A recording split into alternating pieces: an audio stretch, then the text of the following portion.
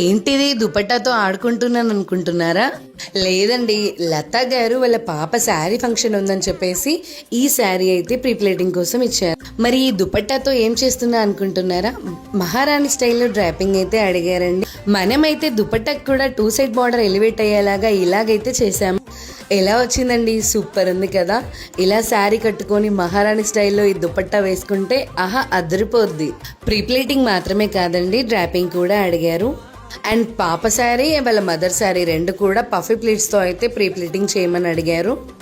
Wow, ఎంత చక్కగా ఉన్నాయో కదండి.